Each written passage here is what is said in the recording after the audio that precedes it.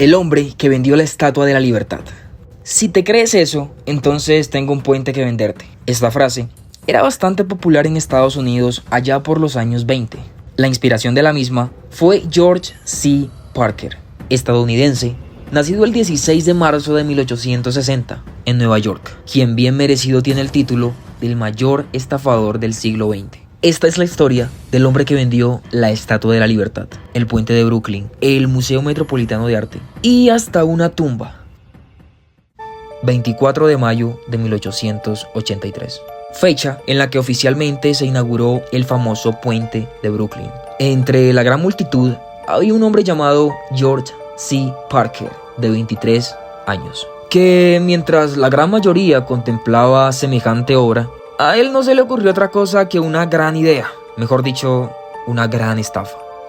En aquel entonces habían ciertos vacíos y lagunas legales, y uno de estos se encontraba en la posesión de las obras públicas. ¿Eran estos de propiedad colectiva o cada quien se podía adueñar de ellos y hacer el uso que quisiera?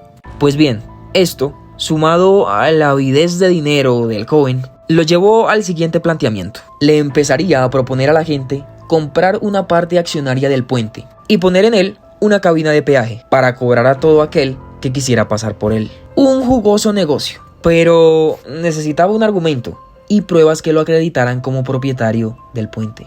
Entonces, se presentaba como uno de los empresarios que había construido el puente. Creó una oficina fantasma y una identidad falsa que les mostraba a sus embaucados, además de los documentos de propiedad del puente, así como los permisos correspondientes para construir la tan jugosa cabina de peaje. Todos sus documentos, aunque falsos, estaban debidamente sellados y firmados, por supuesto. El siguiente paso era crearse una reputación, por lo que pagó y sobornó a guardias y al personal de mantenimiento para que le saludaran y le trataran con tal admiración y respeto como si realmente fuera uno de los dueños. Y si el negocio es realmente tan jugoso, ¿por qué no lo haces tú?, le preguntaban. A lo que respondía que quería liberarse de la responsabilidad que acarreaba ser administrador del puente y que más bien quería enfocarse en su labor como arquitecto, que era lo que en realidad amaba hacer. Y tantas eran sus ganas de vender su participación que estaba dispuesto a rebajar el precio con tal de que el cliente aceptara el trato. Y este era el discurso que les daba a aquellas personas que eran seleccionadas como víctimas, que por lo regular eran personas inmigrantes que no tenían mucho conocimiento de la situación y venían con ganas de quedarse con un pedazo del pastel que prometía la efervescencia de aquella economía creciente. Seguramente, la mente de los más incautos soñadores solo pensaba en las largas filas y los miles de dólares que cobraría a la gran cantidad de personas que pasaban por el puente. Al principio, la cosa no funcionaba muy bien, pero como al maestro lo hace la práctica, cada vez iba perfeccionando su táctica. Lo agarraron un par de veces y lo llevaron a prisión, tiempo que aprovechaba para mejorar su estrategia, ya que las condenas no solían ser muy largas. Vendió el puente centenares de veces, con precio desde los 75 hasta los $5,000 de la época. Todo dependía del tipo de negocio, contrato o cliente. Las víctimas se daban cuenta de la estafa cuando empezaban a construir la caseta de cobranza y obviamente las autoridades se lo impedían porque era ilegal. Luego, cuando buscaban al vendedor del puente, no existía porque la identidad era falsa, al igual que su oficina, que por cierto, ahora se encontraba en otro lugar y su nombre también había cambiado a James J. O'Brien, Warden Kennedy o Mr. Taylor. Vendió la tumba del general Grant.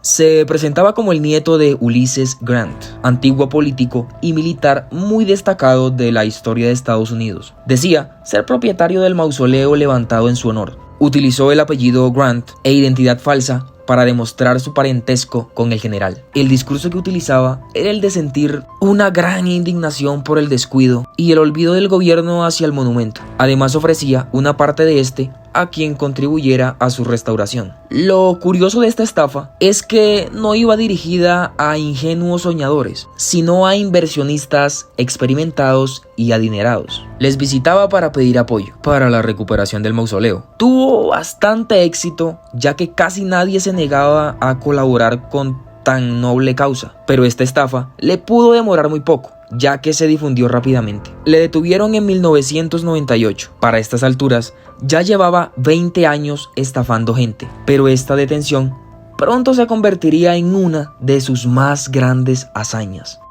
Se fugó disfrazado de sheriff.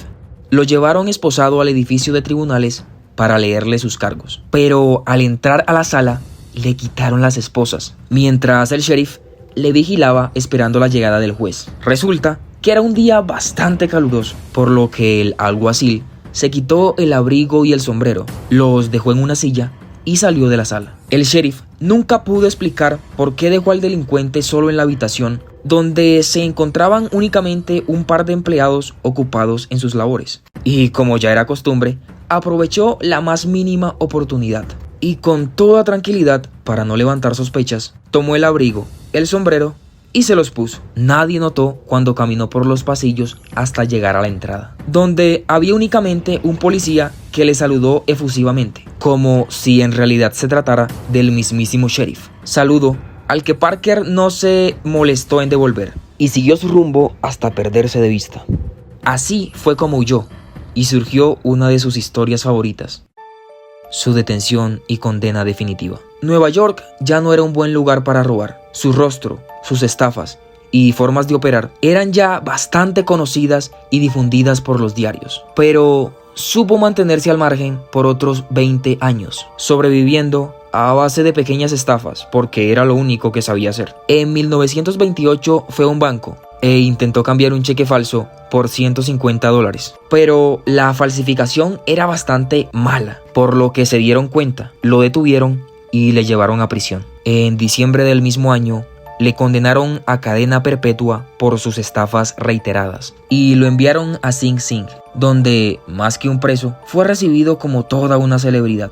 Entretenía y daba lecciones, contando una y otra vez sus historias. Y como dato curioso, decía que había solamente un estafador en el mundo por el cual sentía verdadero respeto. Su nombre era Victor Lustig, el hombre que vendió la Torre Eiffel. Finalmente murió en 1936 en la prisión por causas naturales.